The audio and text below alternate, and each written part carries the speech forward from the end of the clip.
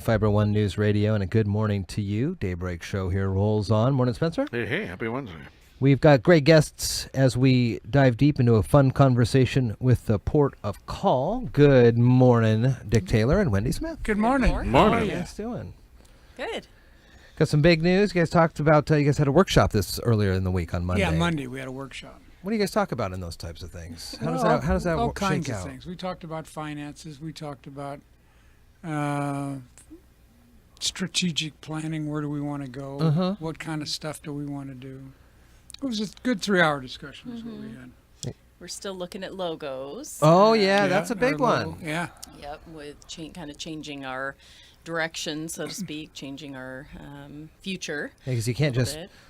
Photoshop magic erase one side of the triangle. Well, we could, but it'd look a little weird. Save you a bunch of money. That's true. It really would, yeah. It looks a little bizarre.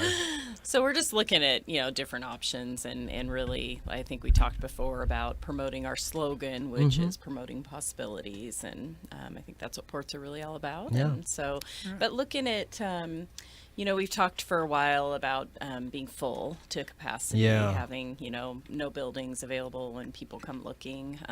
And so along those lines, it's kind of nice to plan your growth. And so we're looking to, get a hold of the funding agencies and try to plan our funding before we build our building. So, I think it's just a good, now if something happens in the meantime that, it's dire and somebody needs something, we can do a different direction there, but to take a little longer just to plan that out a little clearer. Yeah, and it's the concept, do you build it and they will come? Sure. Or do you wait for somebody to want something and build it for them? So,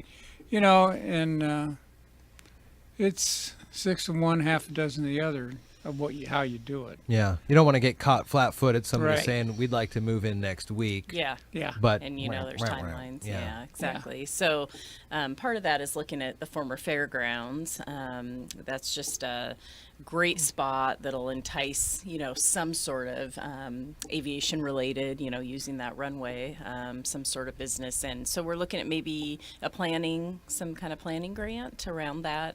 Aviation planners exist, and having them look at that because that entails work. It doesn't just connect itself to the runway. You have to have a taxiway on that side and that kind of thing. So, so something in that nature. We've got a lot on our plate this year anyway with the overlay at the airport, and so Brandon, gave us a good update on last week at our regular meeting, and that project alone, just in a short span of time, spending almost $4 million, is pretty scary for a port our size. And so, we're looking at options related to that as well. How, with FAA, you get reimbursed 90%, and then DOT aviation for the state, they kick in another 5. So we're on the hook only for 5. But how do you write that check? Yeah. How do you write that check out of your account and wait for that reembrsement? Yeah. It's quick.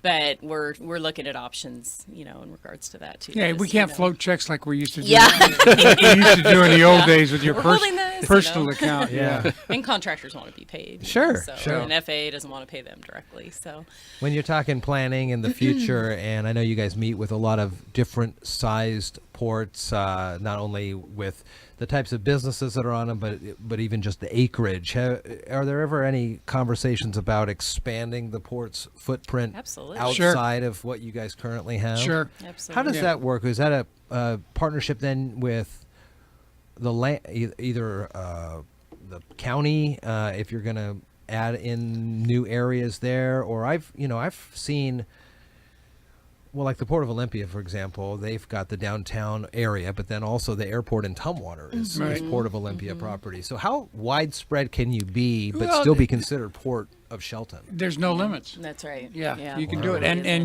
we can do that by purchasing land, or being annexed, or things like that.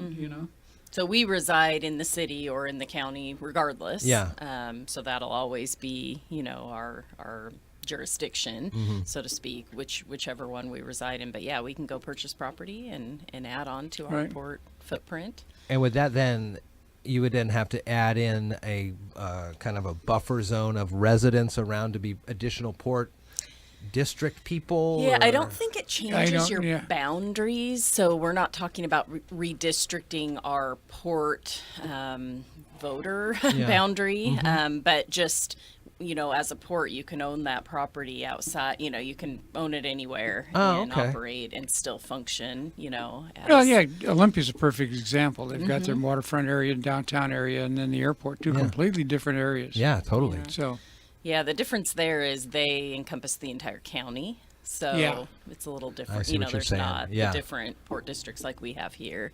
But yeah, Interesting. Yeah. it's definitely doable. And I think, we have the ability to sell property as well. So if we entertained a sale, that's always kind of in the back of your mind is if we were to sell property, what would we replace it with? Yeah. So I don't think we would just sell and sell and sell. we would constantly, we're going to sell this, but we're going to pick up, this Yeah. 800 acres Yeah. or whatever it would Huh, be. So interesting. yeah, so and there's we can sell property at Johns Ferry relatively easily. Sanderson Field is a different story because it's controlled by the federal government. Yeah. And so if we were to sell land there, we would not see the revenue from it. It would go back to the federal government. Oh, wow. Interesting. Is it run by the federal government for a certain length, like a Forever. contract? Forever, huh? Because Wow. it's in the 'cause that deed. Airport or Wow. runways It and was stuff given like that. given to be an airport. Wow. The land was deeded to be an airport. It was government land. It was the Navy owned it during the war. Interesting.